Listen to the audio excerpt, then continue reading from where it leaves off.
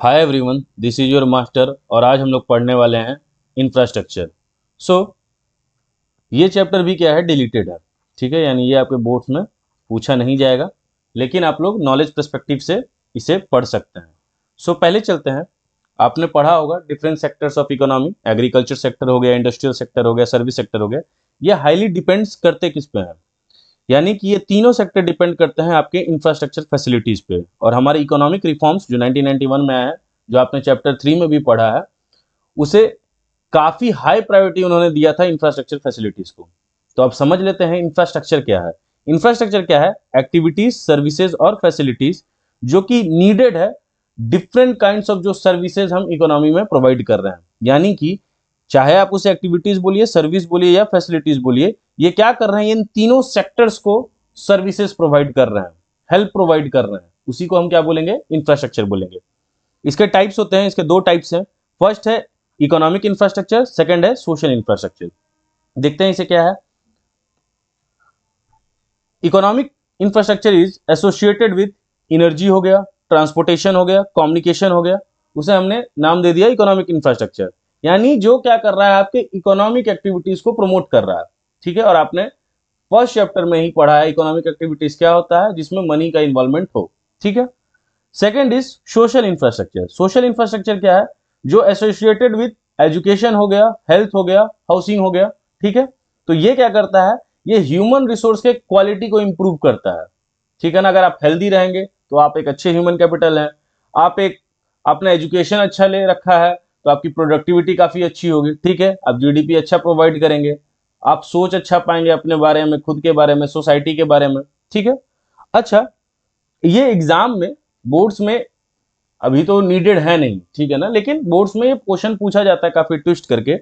जब पहले ये आता था कि दोनों ही नीडेड है, ठीक है ना, किसी भी इकोनॉमी के लिए इकोनॉमिक इंफ्रास्ट्रक्चर का भी होना जरूरी है और सोशल का भी होना जरूरी है। तो overall development of the economy के लिए इन दोनों चीजों का होना बहुत जरूरी है। First, both are complementary and supplementary to each other. यानी कि अब मान लीजिए मैं बोल रहा हूं, एग्जाम्पल ले लेते हैं स्कूल का।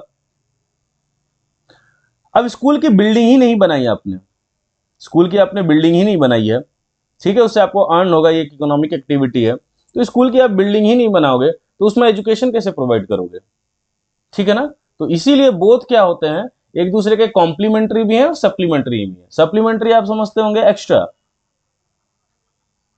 है ना, सप्लीमेंट्री मीन्स एक्स्ट्रा, और कॉम्प्लीमेंट्री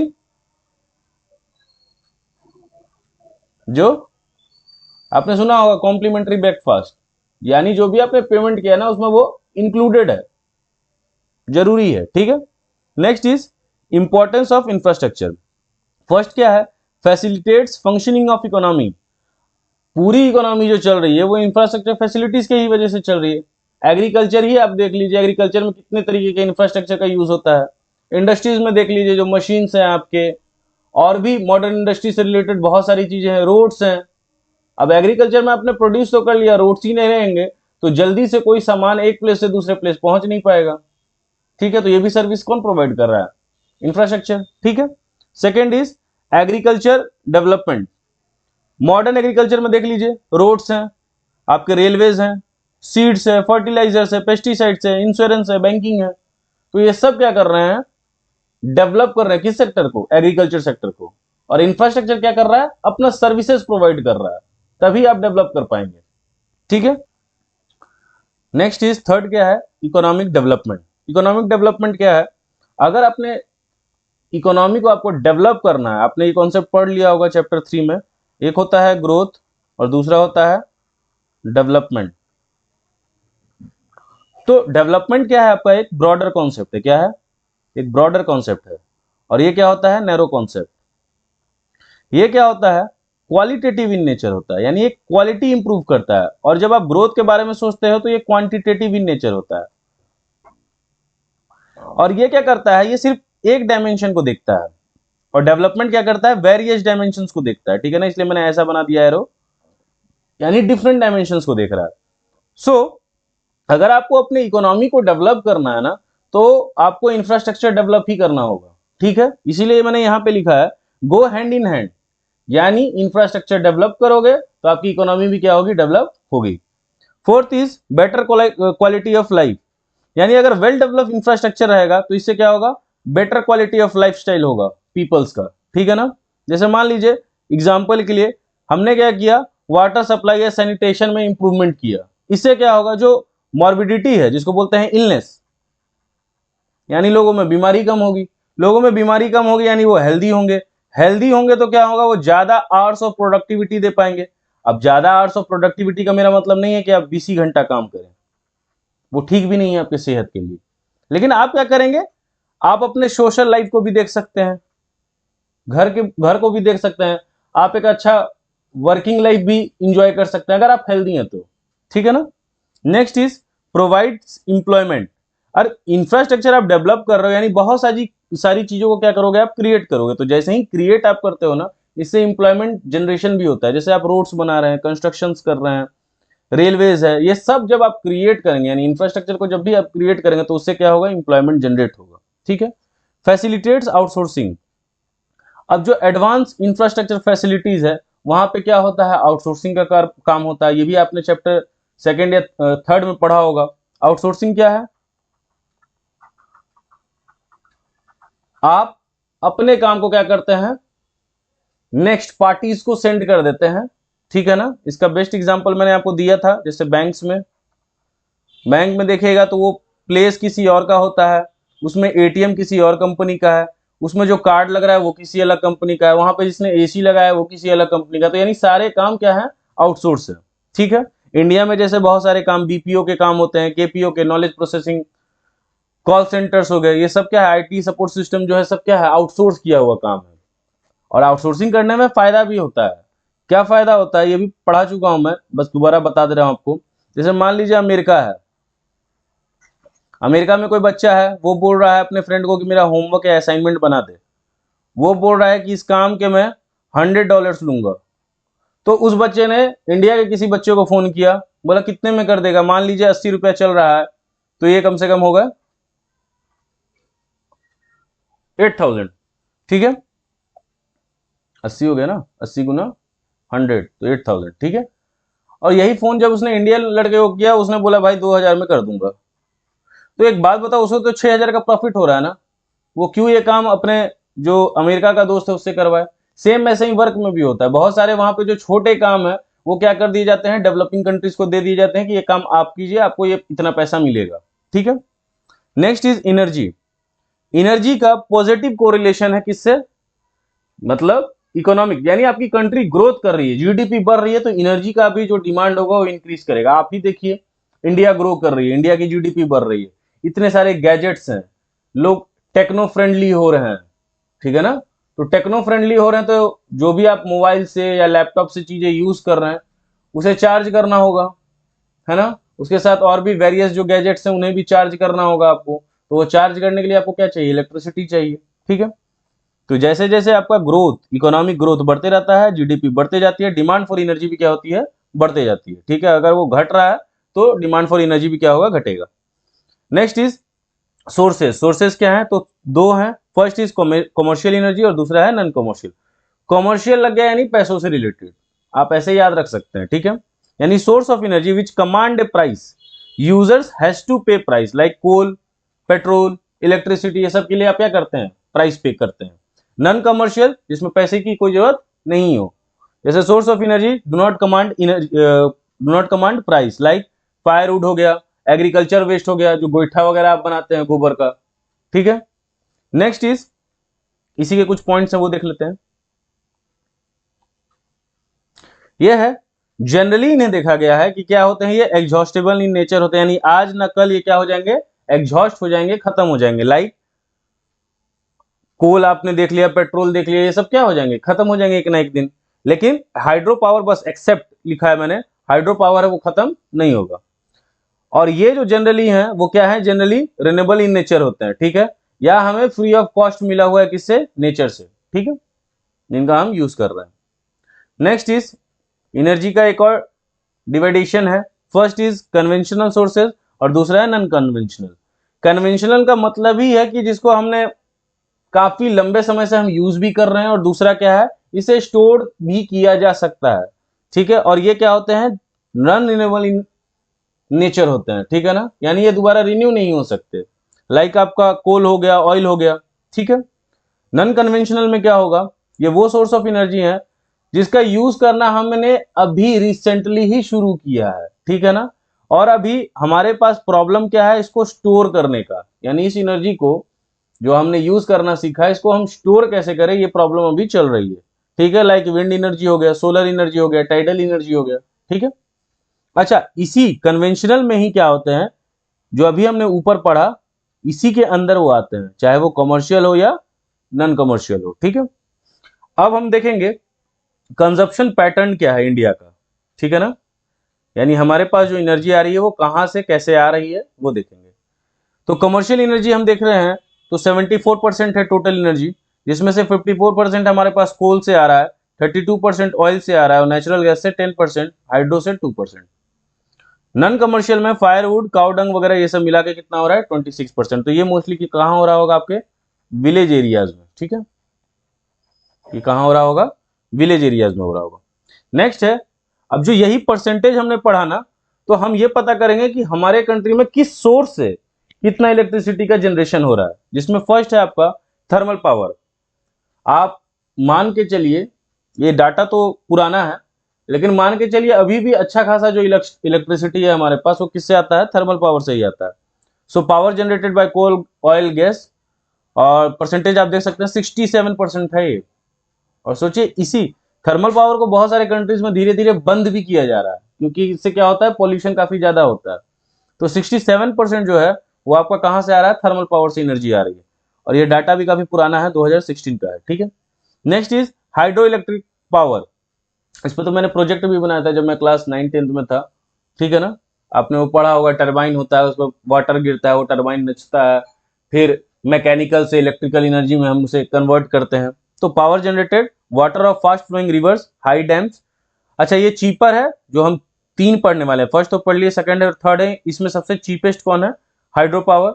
ये रिन्यूएबल इन नेचर है, यानी पानी तो खत्म होने वाला नहीं है, और पॉल्यूशन एजेंट भी नहीं है, और इससे हम जनरेट करते हैं 13.60%, ठीक है, इलेक्ट्रिसिटी। अच्छा, India is a land of river, हमारे पास रिवर्स की कमी नहीं है, तो पोटेंशियल काफी अच्छा है कि हम इस एनर्जी से ज्यादा इलेक्ट्रिसिटी पैदा कर सकते हैं। थर्ड इज न्यूक्लियर और एटॉमिक पावर, ठीक है। तो इसमें आप पता है जितने भी रेडियो एक्टिव एलिमेंट्स हैं, लाइक यूरेनियम हो गया, थोरियम हो गया, इससे हम क्या करते हैं, इलेक्ट्रिसिटी जनरेट करते हैं। लेकिन ये इकोनॉमिकल कब है, जब इसका लॉन्ग रन में यूज हो, ठीक है ना। अगर उसका जो इंफ्रास्ट्रक्चर आपको डेवलप करना पड़ता है ना, तो उसका कॉस्ट देखिए काफी हैवी होता है, और जो इलेक्ट्रिसिटी जनरेट होता है वो काफी कम होता है। लेकिन लॉन्ग रन में 20 साल, 30 साल, 40 साल में देखेगा, तो जो कॉस्ट आपने इंफ्रास्ट्रक्चर पे लगाया है वो आपको कम ही लगेगा, ठीक है। अब देखते हैं पावर सेक्टर में हमारे पास क्या क्या चैलेंजेस है, वो समझने की कोशिश करते हैं। ये एग्जाम में पूछा जाता था जब ये चैप्टर हुआ करता था, ठीक है। फर्स्ट इज इनएडिक्वेट इलेक्ट्रिसिटी जनरेशन, यानी कि जिस स्पीड से, यानी हमारा इकोनॉमिक ग्रोथ जिस स्पीड से हो रहा है, 7%, 8% की स्पीड से हम बढ़ रहे हैं, तो उस हिसाब से हमारा जो डिमांड फॉर एनर्जी है वो भी बढ़ता है। हमने कुछ देर पहले पढ़ा, पॉजिटिव कोरिलेशन है।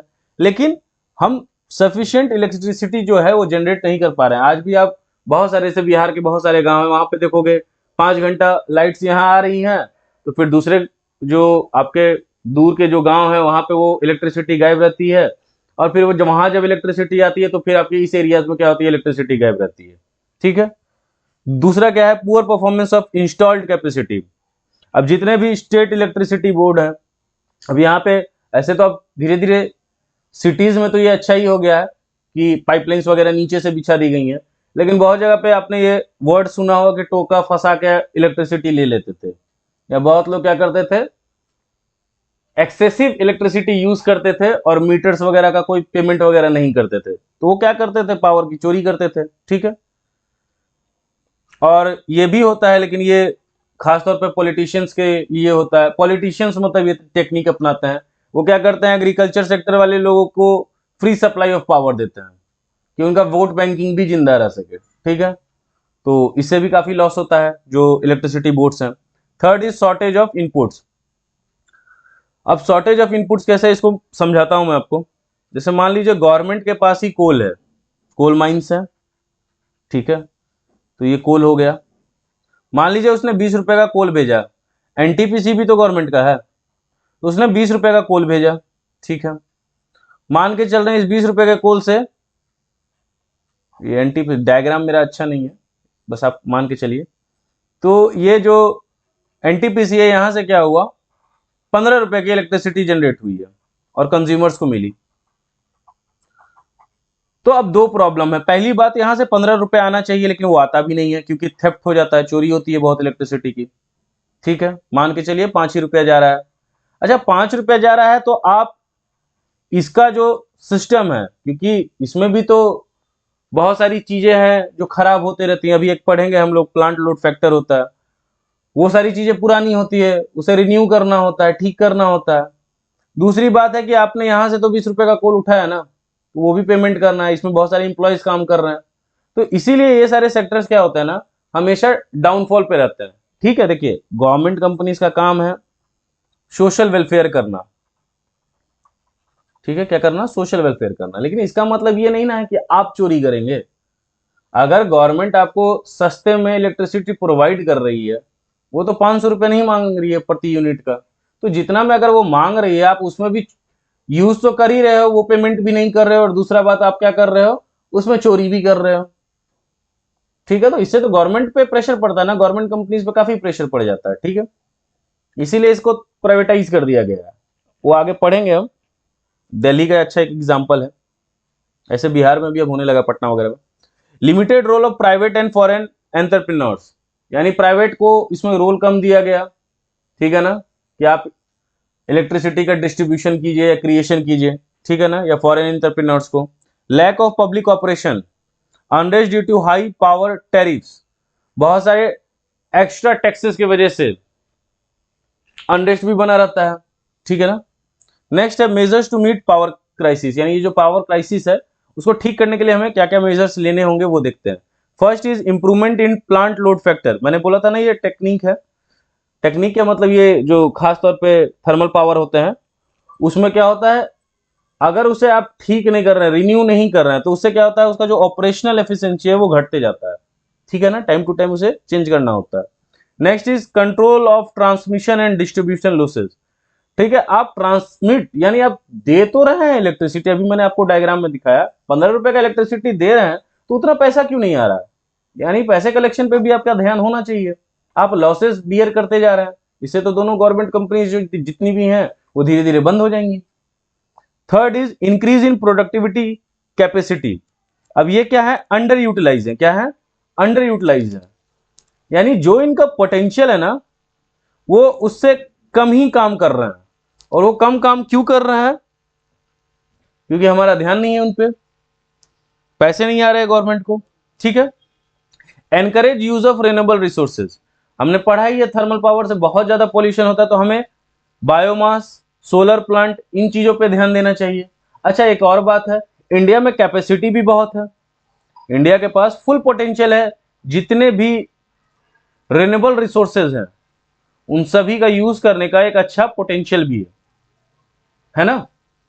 सोलर प्लांट, हमारा जो लैटिट्यूडनल एक्सटेंट है उसमें अच्छा हम सोलर प्लांट अगर हम लगाते हैं, यूज करते हैं, उसे इलेक्ट्रिसिटी जनरेट करते हैं, तो हम बहुत इलेक्ट्रिसिटी जनरेट कर सकते हैं। बायोमास, हमारे पास इतने सारे डोमेस्टिक एनिमल्स हैं, उससे हम बायोमास से इलेक्ट्रिसिटी जनरेट कर सकते हैं। हाइड्रो पावर, इंडिया क्या है, लैंड ऑफ रिवर्स है, तो हाइड्रो टाइडल एनर्जी का यूज कर सकते हैं हम, जियोथर्मल एनर्जी का यूज कर सकते हैं हम।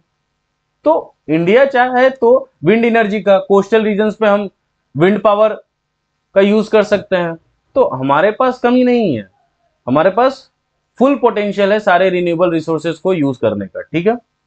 Next is development of hydro potential, मैंने अभी बताया India is a land of reverse, तो हम हाइड्रो पोटेंशियल का काफी ज्यादा यूज कर सकते हैं।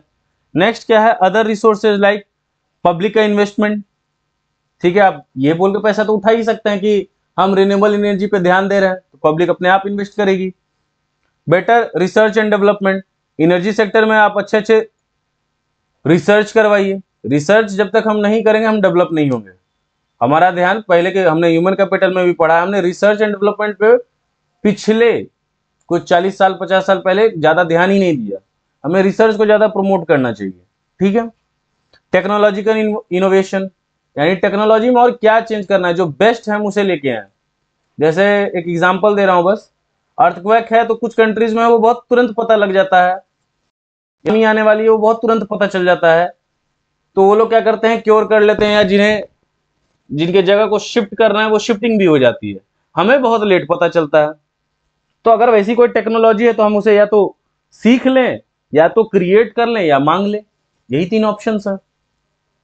नेक्स्ट इज हेल्थ, और मैंने बताया था आपको एक चैप्टर था ह्यूमन कैपिटल फॉर्मेशन, उस चैप्टर में किस पे बात हुई थी, एजुकेशन पे बात हुई थी। इस चैप्टर में किस पे बात होगी, हेल्थ पे बात होगी, ठीक है। अगेन पढ़ाने से पहले बोल दे रहा हूं कि इसमें भी जहां जहां वुमेन्स के बारे में बात होगा, वुमेन्स का जो भी डिस्कशन होगा टॉपिक्स में, वो टॉपिक्स इंपॉर्टेंट हुआ करते थे पहले, ठीक है। सो हेल्थ क्या है, अब जैसे कोई नॉर्मल इंसान आपको दिख रहा है, उसे कोई बीमारी नहीं है, तो आप ये नहीं बोल दोगे कि वो हेल्दी है। WHO के अकॉर्डिंग क्या है, मतलब हेल्दी का मीनिंग क्या है कि complete physical, mental and social wellbeing, ये जब तीनों किसी पर्सन में है उसे आप हेल्दी कहेंगे, ठीक है ना। नॉर्मली मैं बोल रहा हूं कि जैसे बिहार में गर्ल्स हैं, पतली दुबली हैं, तो वो बोलती हैं कि वो हेल्दी हैं, उसे हेल्दी नहीं कहा जा सकता, क्योंकि आप फिजिकली फिट नहीं है। फिजिकली फिट होने के भी कुछ पैरामीटर्स है, आप थोड़ा सा दौड़ सकते हैं कि नहीं, आप जंपिंग कर सकते हैं कि नहीं, आप कोई स्पोर्ट्स खेल सकते हैं कि नहीं, तो माना जाए ना कि आप फिजिकल फिट हैं। आप सिर्फ पतले दुबले, चाहे बॉयज हो चाहे गर्ल्स हो, आप बस पतले दुबले हैं तो आप फिट हैं, आपको कोई बीमारी नहीं है तो आप हेल्दी हैं, ऐसा कुछ नहीं है। अच्छा, बहुत सारे जो साइकोपाथ्स होते हैं, ठीक है ना, वो भी आपको हेल्दी दिखेंगे, लेकिन वो क्या है, सोशल नहीं है। वो एक रूम में पड़े पड़े हैं, दिमाग में निगेटिव थॉट्स ज्यादा रखते हैं सोसाइटी के लिए या सोसाइटी के किसी भी पर्सन के लिए, तो वो कैसे हेल्दी हो गए, ठीक है। मेंटल कंडीशन उनकी ठीक नहीं है, उन्हें उसका क्योर कराना चाहिए, इलाज कराना चाहिए, ठीक है। Next is health infrastructure. तो हेल्थ इंफ्रास्ट्रक्चर में क्या क्या हो गया, हॉस्पिटल्स हो गए, डॉक्टर्स हो गए, नर्सेज हो गए, बेड्स हो गए, मेडिसिन हो गए, इक्विपमेंट्स हो गए, ये सब तो ठीक है, लेकिन सिर्फ हेल्थ इंफ्रास्ट्रक्चर का प्रेजेंस होना काफी नहीं है, ये एक्सेसिबल हो सारे लोगों को, सारे लोग उस हेल्थ इंफ्रास्ट्रक्चर का यूज कर सकें, वो इंफ्रास्ट्रक्चर, हेल्थ इंफ्रास्ट्रक्चर अच्छा है, ठीक है। तो इसमें भी 3 टायर सिस्टम चलता है हमारे हेल्थ इंफ्रास्ट्रक्चर में। फर्स्ट क्या है, जैसे सेक्टर्स में इकोनॉमी के जो सेक्टर्स होते हैं, प्राइमरी सेकेंडरी टर्शियरी, सेम ऐसा ही है, इससे आपको रिलेट करके याद रख सकते हैं, ठीक है। फर्स्ट है primary health care. Primary health care क्या होगा, यहाँ पे एजुकेशन रहता है उन लोगों को कि हेल्थ प्रॉब्लम्स वो डिटेक्ट कर सके, पता लगा सके, ठीक है ना, उसको प्रिवेंट कैसे किया जा सकता है, उसको रोका कैसे जा सकता है, कंट्रोल कैसे किया जा सकता है, इसका नॉलेज वहां पे होता है लोगों को, ठीक है ना। और यहाँ पे कुछ छोटे छोटे काम हो सकते हैं, like maternal and child health care हो सकता है। दूसरा क्या हो सकता है, आपको इम्यूनाइजेशन कराना है या फिर किसी तरीके का इंजेक्शंस वगैरह लेना है आपको इम्यूनिटी के लिए, तो आप ले सकते हैं, ठीक है। अब इसके भी हायरार्की है। फर्स्ट कहते हैं हम जिसे प्राइमरी हेल्थ सेंटर्स, सेकंड होता है कम्युनिटी हेल्थ सेंटर्स, और थर्ड होता है सब सेंटर्स। ये होंगे कहाँ, ये विलेजेस एरियाज में होंगे और स्मॉल टाउन्स में हो सकते हैं। यहाँ पे एक डॉक्टर, नर्स और कुछ मेडिसिन होंगे, ठीक है। याद रखिएगा, काम ये है maternal child health care, immunization, यानी छोटे मोटे, आपका पेट खराब हो गया, आपको थोड़ा सा कट वगैरह लग गया है, तो ये सारे काम यहाँ पे हो जाएंगे, बड़े बड़े इलाज यहाँ नहीं हो सकते, ठीक है। उसके लिए हम चलते हैं सेकेंड टॉपिक पे, जो है सेकेंडरी हेल्थ केयर। तो सेकेंडरी हेल्थ केयर क्या है, ये हॉस्पिटल होगा जहां पे आपको सर्जरी हो सकती है, ECG वगैरह हो सकता है, और आपको बेटर हेल्थ फैसिलिटीज दी जा सकती है, ठीक है ना। यहाँ पे मेडिसिन वगैरह भी इस लेवल के होंगे, देखिए जैसा काम वो हॉस्पिटल करते हैं उस हिसाब को मेडिसिन आपको प्रोवाइड करते हैं। तो सर्जरी हुआ है, उसके बाद कौन से मेडिसिन खाने हैं, क्या क्योर करना, तो वो सब सजेशंस, मेडिसिन, सब कुछ आपको यहाँ पे मिलेगा, ठीक है।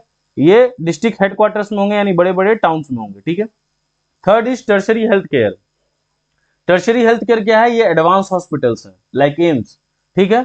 यहाँ पे जो इक्विपमेंट्स भी होंगे वो एडवांस होंगे, मेडिसिन भी होंगे वो एडवांस होंगे, ठीक है। और यहाँ पे क्या होगा, किसे क्योर किया जाएगा, कॉम्प्लिकेटेड हेल्थ प्रॉब्लम्स, ठीक है ना, बड़ी बड़ी जो डिजीजेज हैं, वो सब का क्योर आपका यहाँ पे हो सकता है, ठीक है ना। दूसरी चीज क्या होगी, यहाँ पे मेडिकल एजुकेशन भी दिया जाएगा, रिसर्च भी होता है, ठीक है ना। यानी कि ये हॉस्पिटल है, यहाँ पे आपका क्योर भी हो रहा है, ठीक है ना, इलाज भी हो रहा है, और यहीं पे एडमिशन लेके जो न्यू फ्यूचर जनरेशन के डॉक्टर्स हैं वो यहाँ पे पढ़ने भी आए हैं, ठीक है ना। अच्छा, उन लोग भी जब पढ़ते रहते हैं तो उनसे कुछ कुछ वर्क लिया जाता है, वो भी सीखते रहते हैं, प्रैक्टिकल नॉलेज लेते रहते हैं, रिसर्च भी होते रहता है। कोई नया, जैसे अभी अभी कोविड आ गया था, तो उसके वेरिएंट्स पे क्या काम करना है, कुछ कलेक्शन करना है डाटा, तो ये सब भी यहाँ पे रिसर्च वर्क भी होते रहता है, ठीक है। Next is role of private sector. Private sector के बारे में जानेंगे। यहां से मैं एक कॉन्सेप्ट भी आपको बताऊंगा। अच्छा, एक और चीज मैं बता ही देता हूं, फिलहाल नॉलेज ही पर्सपेक्टिव से इस चैप्टर को हम पढ़ ही रहे हैं। देखिए, पहले स्कूल्स को देखा जाए। स्कूल, सॉरी, स्कूल, स्कूल में एक हो गया गवर्नमेंट, मैं बिहार के एंगल से बात कर रहा हूं, गवर्नमेंट स्कूल हो गया, और दूसरा हो गया प्राइवेट। कोई भी अपने बच्चे को गवर्नमेंट स्कूल नहीं भेजना चाहता है। क्यों? फैसिलिटीज नहीं है, इंफ्रास्ट्रक्चर नहीं है, एजुकेशन अच्छा नहीं है।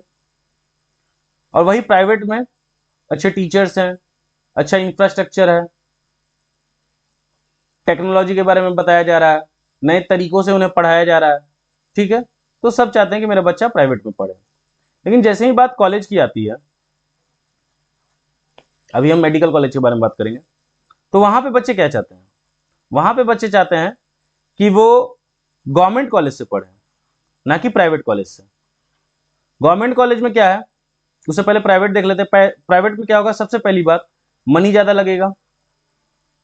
मनी से भी ज्यादा इंपॉर्टेंट क्या है ना, प्रैक्टिस प्रॉपर नहीं हो पाती है। प्रैक्टिस क्या, बहुत कम हो पाती है। गवर्नमेंट में क्या है, आप अगर कभी गवर्नमेंट हॉस्पिटल विजिट किए होंगे तो पेशेंट्स भर भर के आते हैं, ठीक है। अच्छा, इसके वजह से क्या होता है ना, अच्छा यहाँ की फीस कम है, क्योंकि गवर्नमेंट आपको सपोर्ट कर रही है, तो यहाँ पे फीस क्या है, कम। इसीलिए इन सीट्स के लिए लोग काफी प्रिपेयर भी करते हैं। जैसे नीट एग्जामिनेशन आपने सुना होगा, अभी तो स्कैम भी हुआ, तो नीट एग्जाम के लिए वो प्रिपेयर भी करते हैं 2 साल 3 साल। क्यों? उन्हें गवर्नमेंट कॉलेज चाहिए। क्यों? फीस कम है। सिर्फ फीस कम होने की वजह नहीं है, इंफ्रास्ट्रक्चर भी अच्छा है। थर्ड, प्रैक्टिस बहुत अच्छी हो जाती है, सबसे इंपॉर्टेंट बात। मैं नॉर्मल एक कोट कर रहा हूं, ऐसे ही मैं दिल्ली एम्स में गया था जब, तो वहां के एक डॉक्टर ने बोला था, कहां से हो? तो मैंने बताया पटना से हूं। तो उन्होंने बोला कि जो पीएमसीएच के डॉक्टर्स है ना, वो आंख बंद करके सर्जरी कर सकते हैं। बोला सर ऐसा कैसे पॉसिबल है, आप एम्स है, वो पीएमसीएच है। बोले वहां भी धीरज, इस बात को समझो कि वहां पे इतने पेशेंट आते हैं ना, इतना बार उन्होंने सर्जरी कर लिया है ना, कि वो आंख बंद करके प्रैक्टिस कर पाते हैं। वो आंख बंद करके चाहे तो सर्जरी कर दे, ठीक है। तो प्रैक्टिस बहुत इंपॉर्टेंट है। अच्छा, ऐसा होता नहीं है, लेकिन नॉर्मल कॉमन सेंस आप अप्लाई कीजिए। वहां पे मेजोरिटी तो गरीब लोग आ रहे हैं, अगर आपसे कुछ गलती हो भी जाए तो कोई उतना वो लॉ नहीं जान रहे हैं कि वो आप पे केस कर देंगे, ऐसा कुछ हो जाएगा। वो ज्यादा से ज्यादा यही बोलेंगे कि ठीक है, आपने गलत ऑपरेट कर दिया है, सही से ऑपरेट कर दीजिए, ज्यादा से ज्यादा यही होगा। लेकिन वही आप प्राइवेट में जाएंगे, प्राइवेट में तो अच्छे लोग आ रहे हैं इलाज कराने, आपने कुछ गलती से इधर उधर कर दिया तो केस भी करेंगे आप पे। इसीलिए सब इसी कॉलेज में जाना चाहते हैं, ठीक है। नेक्स्ट आगे चलते हैं। रोल ऑफ प्राइवेट सेक्टर, हमारे कंट्री में प्राइवेट सेक्टर का क्या रोल है वो देखते हैं। More than 70% of the hospital in India run by private sector. 70% जो हॉस्पिटल्स हैं वो किसके द्वारा चलाए जा रहे हैं? Private sector. अच्छा, हमेशा मैंने बोला है, प्राइवेट, पी से प्राइवेट याद रखोगे, पी से प्रॉफिट, ठीक है। अब इसका मैं यूज करूंगा कुछ देर में तो बताऊंगा। अब ह्यूमन डेवलपमेंट इंडेक्स अगर आप जानते हैं तो ठीक है, नहीं तो उस हिसाब से आप जान लीजिए कि बेड्स जितने अवेलेबल होने चाहिए उससे काफी कम ही है, ठीक है ना। 2/5 ही बेड्स क्या है अवेलेबल, और ये जानकारी आपको कोविड के टाइम पे भी मिल गई होगी, ठीक है ना। थर्ड इज 60% जो डिस्पेंसरीज है यानी medicine run by the private sector. अच्छा, इसी के वजह से क्या होता है ना, इसमें भी मैं एक कॉन्सेप्ट बता देता हूं आपको। एक तो होता है मेडिसिन में भी एक जेनरिक होता है, और दूसरा होता है जो ब्रांडेड कंपनीज होती हैं। ब्रांडेड कंपनीज ही सेल होती हैं, उसका रीजन समझिए। मान लीजिए, अब किसी कंपनी का नाम लेना मतलब उस पर ब्लेम कर देना होगा, तो कोई भी एक कंपनी पकड़ लीजिए, फार्मा कंपनी की, एक्स और वाई उसका नाम है। अब ये क्या करते हैं ना, ये चाहे वो गवर्नमेंट हॉस्पिटल हो या प्राइवेट हो, वहां के डॉक्टर से मिलते हैं। और इसका ये जो काम होता है इसी को बोलते हैं एमआर, मेडिकल रिप्रेजेंटेटिव। तो ये क्या करते हैं, ये सेल करने जाते हैं गवर्नमेंट के जो डॉक्टर्स हैं और प्राइवेट के जो डॉक्टर्स हैं, उनको एक ही बात बोलते हैं कि सर हमारे आप इस दवाई को रेफर कीजिएगा पेशेंट को, और आपको ये कमीशन मैं दूंगा, जितना आप लिखेंगे उतना उस हिसाब से मैं आपको कमीशन प्रोवाइड कराऊंगा। अच्छा, ये ब्रांडेड कंपनियां, इसको बनाने वाले भी जो कंपनीज है वो करोड़ों में होंगे, तो ये डिस्काउंट प्रोवाइड कर पाते हैं। ठीक है, इसका एडवर्टीजमेंट प्रॉपर होता है, मार्केटिंग हो रही है, क्योंकि एमआर क्या कर रहा है, मार्केटिंग कर रहा है उस मेडिसिन का। तो आप नॉर्मली आप कोई भी डिस्पेंसरी में अभी जाइएगा, आप फीवर की गोली मांगिएगा, 100 रुपए का बिल बन जाता है। लेकिन वैसे जैसे ही आप जेनरिक दवाई मांगिएगा, जेनरिक दवाई क्या होती है, आपको 20 रुपए में ही हो जाएगी, पूरी फीवर की एंटीबायोटिक वगैरह सब मिल जाएगा आपको। दूसरा कॉन्सेप्ट समझिए कि जब गवर्नमेंट हॉस्पिटल्स को, प्राइवेट हॉस्पिटल्स के डॉक्टर्स हैं, आपके जो ये डिस्पेंसरीज वाले हैं, इन सबको तो कमीशन मिल रहा है, यानी एक्स्ट्रा पैसा, एक्स्ट्रा पैसा मिल रहा है, तो ये क्यों जेनरिक दवाइयों को प्रमोट करेंगे। इससे प्रॉब्लम किसको होता है, गरीब लोगों को। अच्छा, ये रखते भी नहीं है अपने पास भाई, जिससे आपका, मैंने एक वर्ड इसलिए बताया अभी, P for private, P for profit.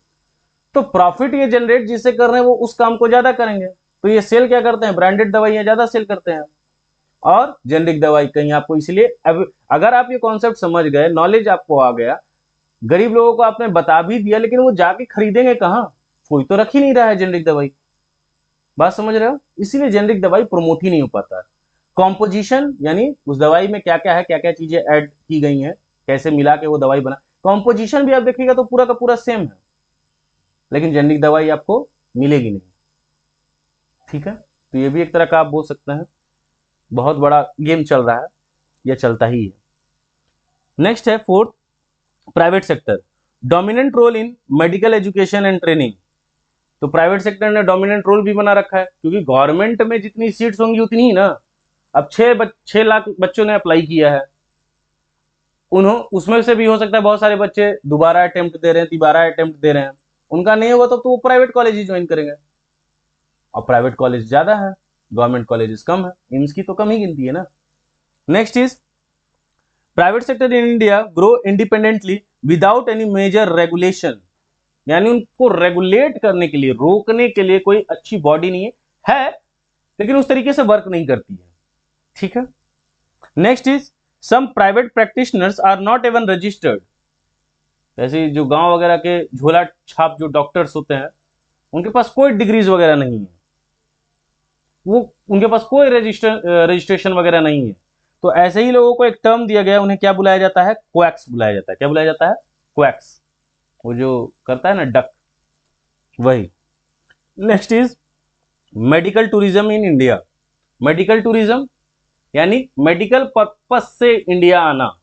ठीक है, यानी जो हेल्थ सर्विसेज इंडिया का है वो काफी चीपर है, एम्स वगैरह में आप इलाज कराते हैं, पीएमसीएच वगैरह हो गए, इसमें इलाज कराते हैं, बहुत कम पैसों में आपका इलाज हो जाता है, तो फॉरेनर्स भी आते हैं।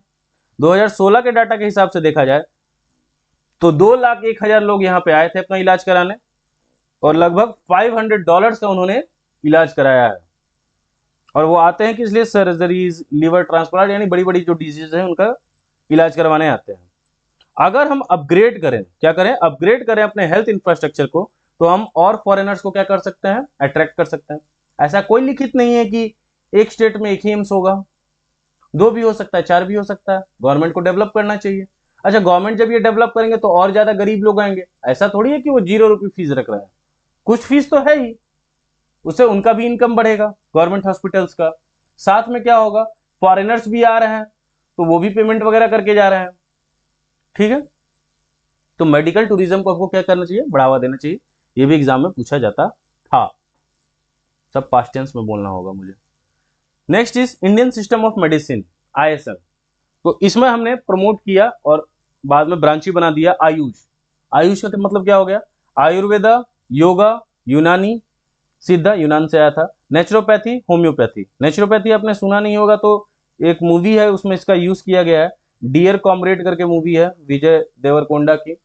उसमें यानी नेचर के जो साउंड्स होते हैं, जो लोग डिप्रेशन में होते हैं, इमोशनल ब्रेकडाउन जिनका ज्यादा होता है, ऐसे उन लोगों को तो रेफर भी किया जाता है कि आप नेचर के साथ थोड़ा घुलिए मिलिए घूमिए फिरिए।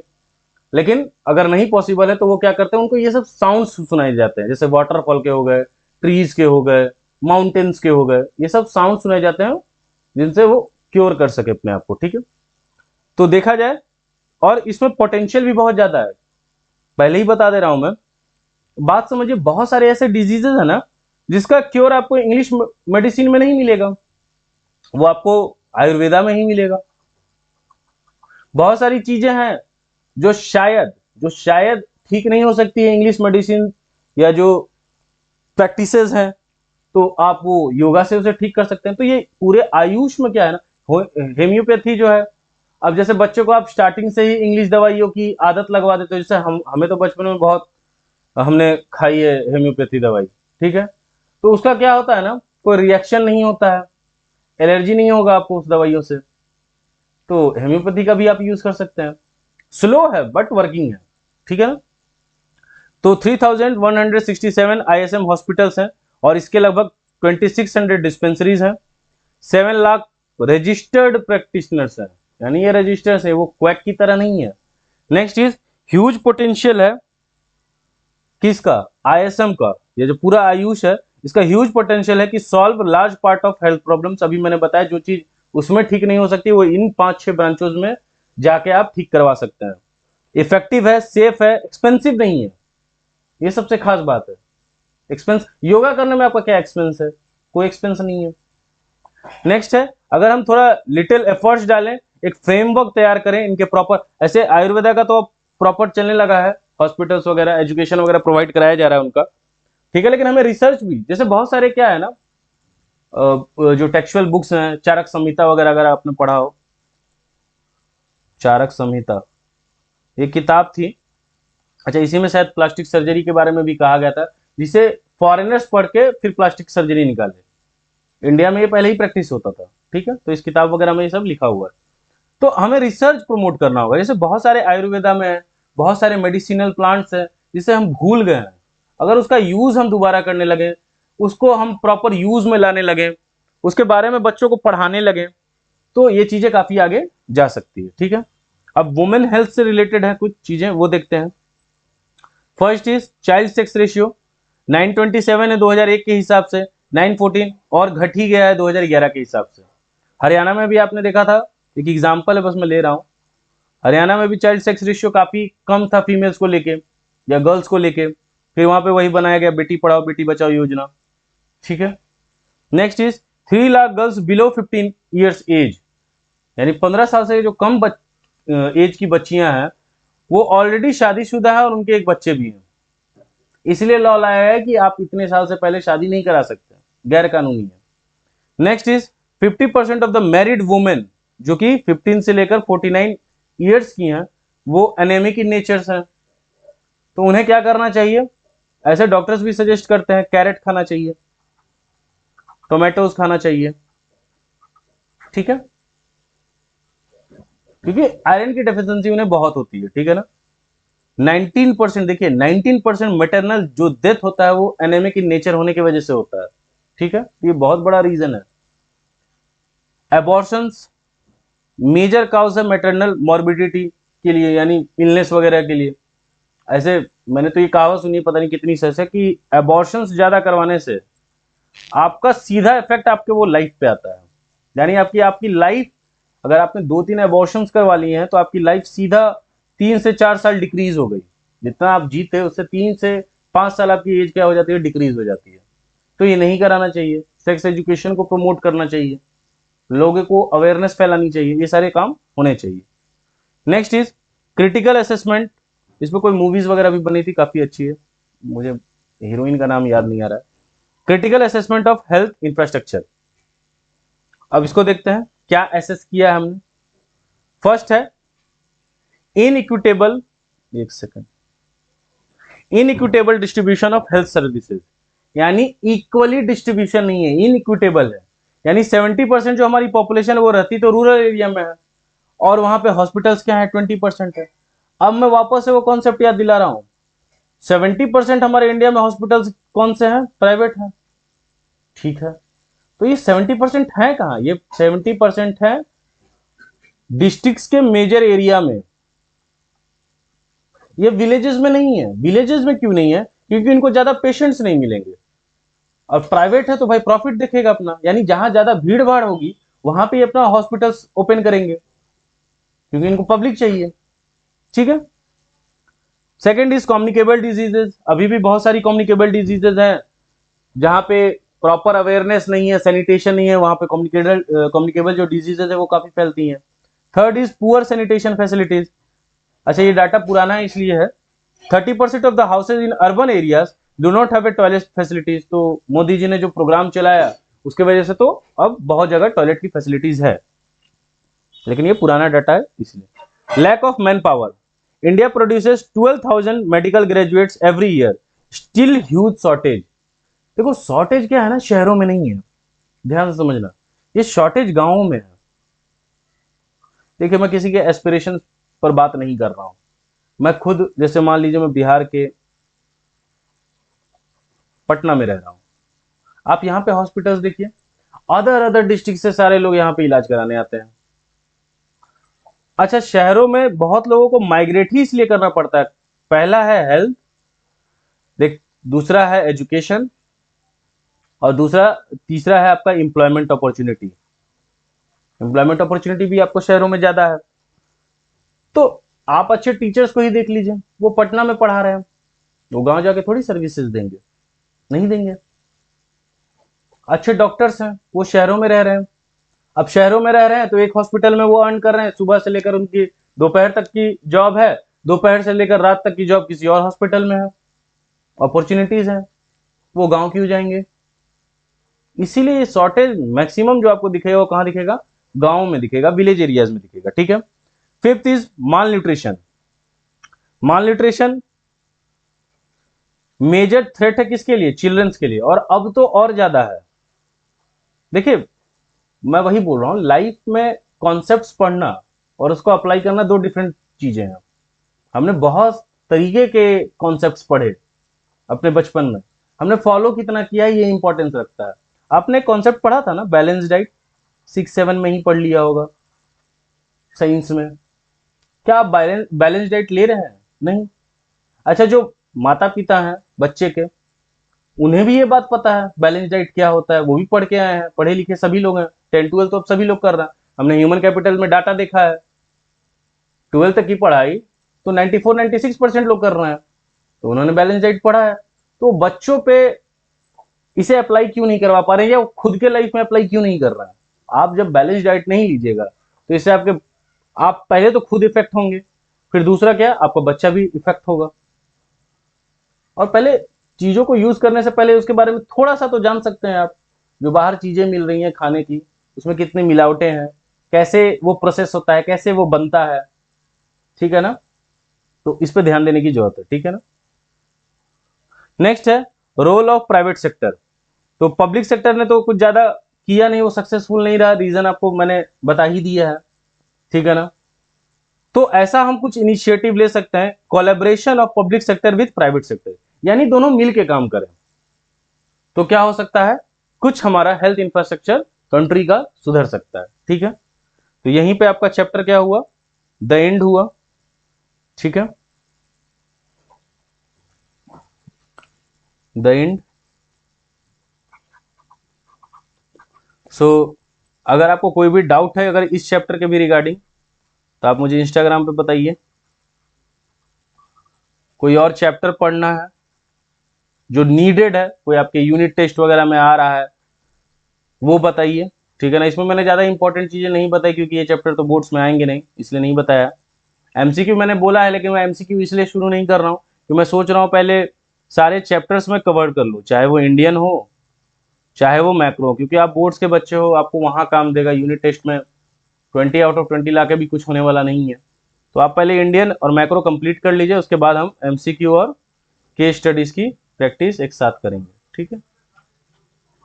ऐसे एंशिएंट हिस्ट्री के बारे में मैंने सोचा है, इसके बाद सोच रहा हूँ मैं एंशियंट हिस्ट्री ही पढ़ाऊं, ठीक है ना।